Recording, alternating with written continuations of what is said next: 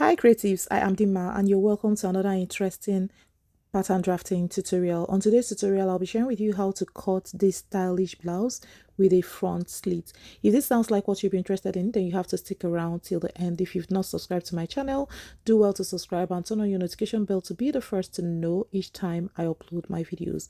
Here on the channel, I share lots of pattern drafting and of course sewing tutorial videos that you will definitely be learning from. It's been a while on here and that is because I've been so busy, but right now I'm back and I'm giving it to you back to back. Let's get right into this video.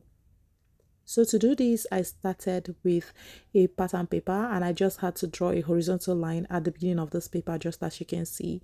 So the next thing to do is to go ahead and take my shoulder measurement. Yes, so anything your shoulder measurement is, just divide by 2 and mark at 2 points. If it's 16, take 8 inches at 2 points and draw your vertical line just like this.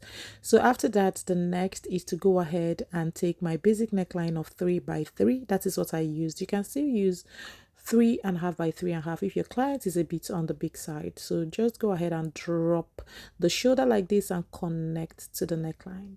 I believe you saw how I drew that neckline, basic neckline. So this now is the bust level. So that is what I just marked, and I had to mark it at 2 points, and then I will go ahead and draw my horizontal line along those points, and I labeled bust. So now the next is to go ahead and take the front half length.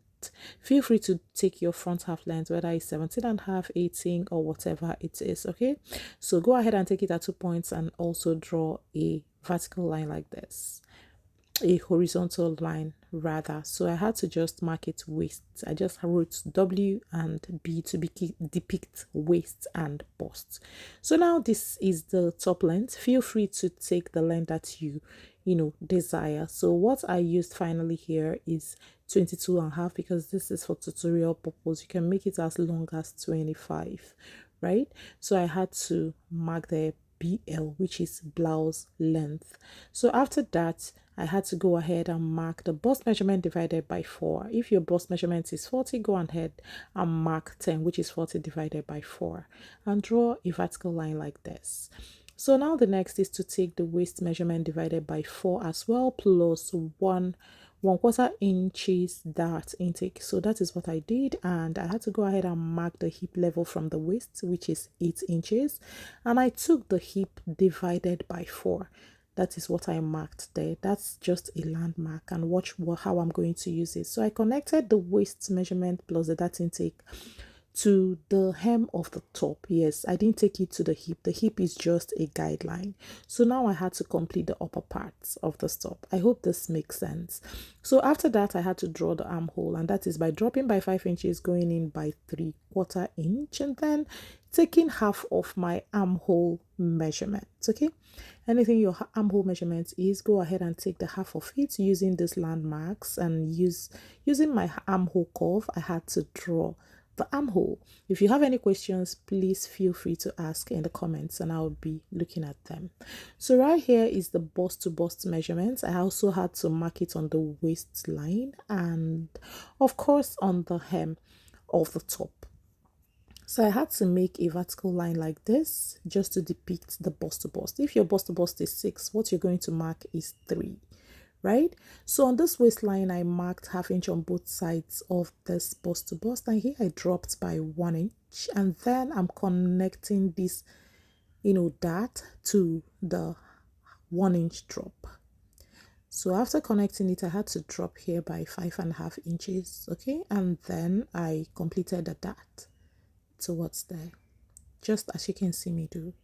So after doing this, the next I am going to do here is to go ahead and take the side bust dart, which is the difference between the front half length and the back half length.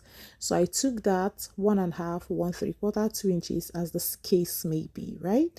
You now connect to the bust point. So after that, this is what I have, and I had to go ahead and draw the hem of the top. So feel free to take what you want, but what I did was to go up here by about 4.5 inches. Okay, so I marked that point and I tried using my curved rule to like draw the curve on that hem, But when it didn't give me what I want, I left it. So I had to come out here by 1.5 inches. Feel free to do 2 inches or 2.5 inches, right? So I connected this to the waist line, just as you can see me do. Now this is me using the curved rule to draw the hem of this top, but it wasn't giving me what I wanted, so that's what I was saying earlier. I had to use my free hand to connect these to my desire, right? So feel free to do you, take the shape that you prefer, but this is the shape of the top that we are trying to replicate, right?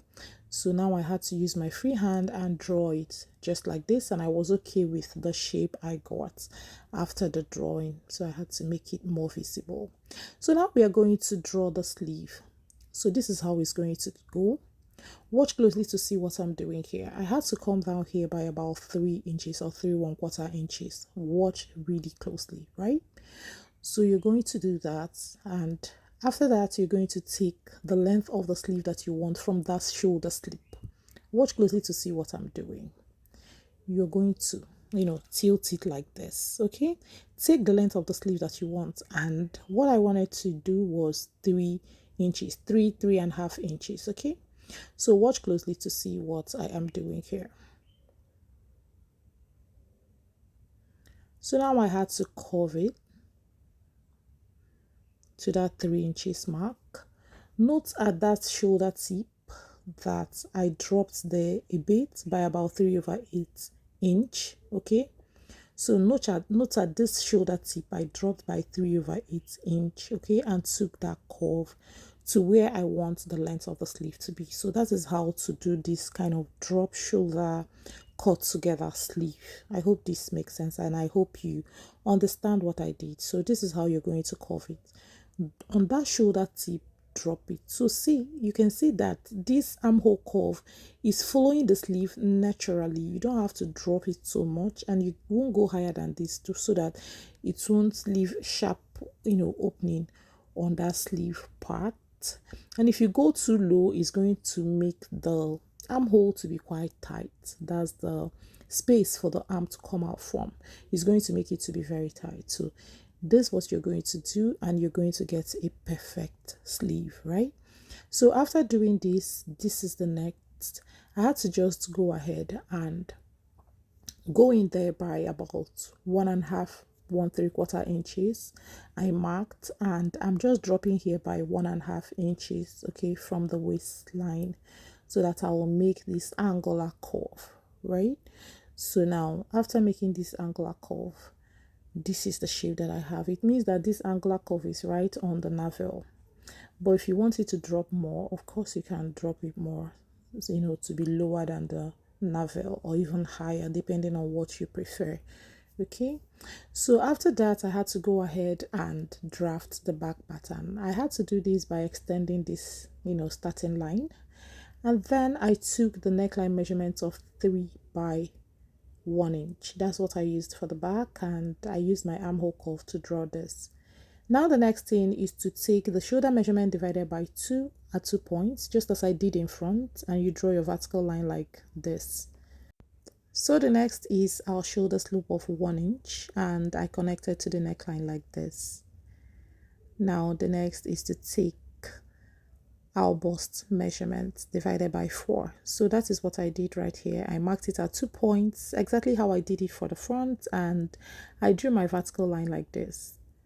So after this is then, you can see this is the difference between the front and the back half length. Of course, the half length of the back is about 1.5 inches, 1.25 inches, smaller than the front half length. So that is what I took now, and I drew my horizontal line along that part. So right here, I'm taking the measurement from the waist to the hem of the top, because that's exactly the same for the back. So I took it at 2 points, and I had to draw my horizontal line just like this. So after this, the next is to go ahead and take the back tightening of 1/2 inch, and from there I took the waistline measurement divided by 4 plus 1 inch that intake, right? Then I connected to the side like that. So this is the back tightening. I took it down, and I had to take it up as well. So that is what I did right here. I had to take it up So take it up in a way that it joins smoothly to the center back. I hope this makes sense. So after this, I will then go ahead and take the hip measurement, hip level, right? About 8.5 inches from the waistline. I marked hip measurement divided by 4, and I used it as a guide to connect from the waist to the hem of the top. I didn't get it to the hip. It's just a guide. I hope this makes sense. But if you have a question, please feel free to ask in the comment section and I'll be looking at them. So now I dropped by 5 inches and I had to go in by half for this back, and then I took the half of my armhole measurement. So now I'll use my armhole curve rule to connect this point, the shoulder tip to this across back, and then where the armhole measurement touches the side of the pattern. So now I am going to go ahead and use exactly what I have in front to draft out the back pattern. So what I'll do now is to cut out the front, because I'll be using the shape of the sleeve and of course the shape of the hem of the front to cut out the back.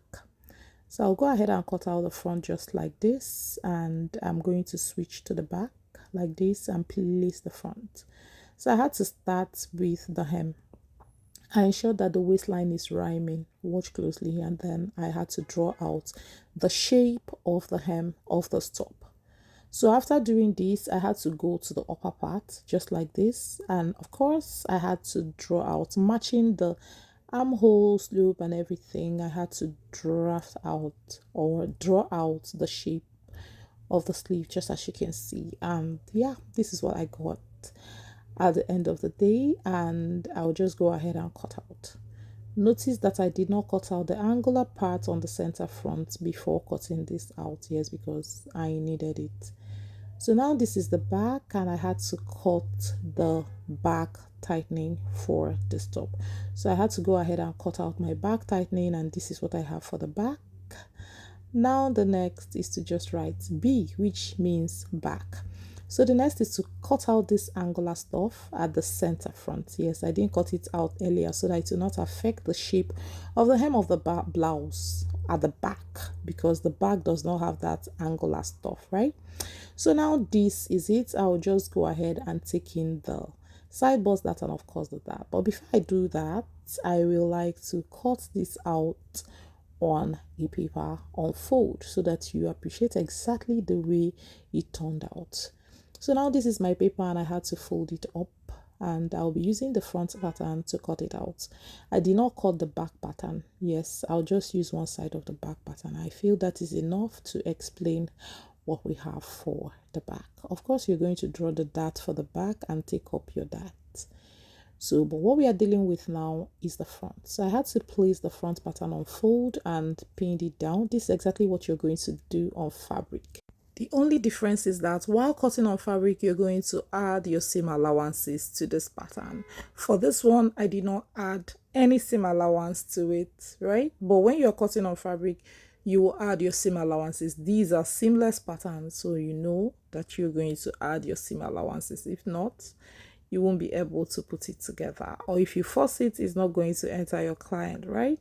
So I cut exactly, and this is exactly what I'm doing. Note that you can decide to put seam allowance in that center front, and that means that that center front will have a line, a joining line at the middle, like center front, running from up to down. So after this is what I have. As you can see, I'm going to use my tracing wheel and then go ahead and trace out all of these darts and then draw it out. So this is my tracing wheel. What I'm doing now is just to trace out the darts, nothing serious, right? So go ahead and do the seam, and then of course you're going to use your own method and mark your darts on this. Note that this dart can be princess dart. Yes, it can be a princess dart, but I just decided to use a regular dart to do this. You can make yours a princess dart bustier, right? So this is what I have. I had to go ahead and, you know, close up the side bust darts and then tape it down with my masking tape. So why I'm doing this is just so that you will see exactly what the top is going to look like when you're done. Because if your top comes out nice on paper, it will definitely be wonderful on fabric, trust me. So that is why I am doing this. You can use a princess dart. That's what I'm pointing right here. So the next thing is just to go ahead and take up your waist dart, just as I'm doing. So when you take it up, of course you're going to stitch it down on your fabric. I'm just doing this so that you see what it looks like. Even that it does not have a bustier cut, you can still see the beautiful shape of the bust area on this. So the next is to just go ahead and join the side back to the side front. Yes, that's exactly what you're going to do. Note that you're going to put your seam allowances. These are seamless patterns, please. So by this side you can put 1-inch seam allowance. By the zip center back you can put 1-inch zip allowance. Okay, so I'm just using my masking tape to tape down the front, join the front and back together, nothing serious here. So I'm just joining it together so that you see exactly what it looks like. This is exactly how it's going to turn out when you finish it on fabric. If you follow this my method, this is exactly what you're going to get, and you can agree with me that this is beautiful. So what I have here is the center back, the zipper, where the zipper will be, of course 1-inch zipper allowance, right? So by this middle you can put a line. You can put your buttons just as it's appearing on the paint picture, right? You can put your buttons or style it the way you want. So this is the outcome. You can see there are no seam allowances on this. I'm just joining the shoulder line. So this is how you're going to join your shoulder line. You're going to use your seam allowance to join your shoulder line. So this side is 1-inch and the center back, which is the zipper, is 1-inch as well. Every other part is 1/2 inch, including the hem. Okay, I hope this makes sense. If you enjoyed this tutorial, give me a thumbs up, like, comment, share, and of course subscribe and turn on your notification bell so that you will be the first to know each time I upload my videos, and you will not regret being part of this family. Bye. I'll see you in my next one. Love you all.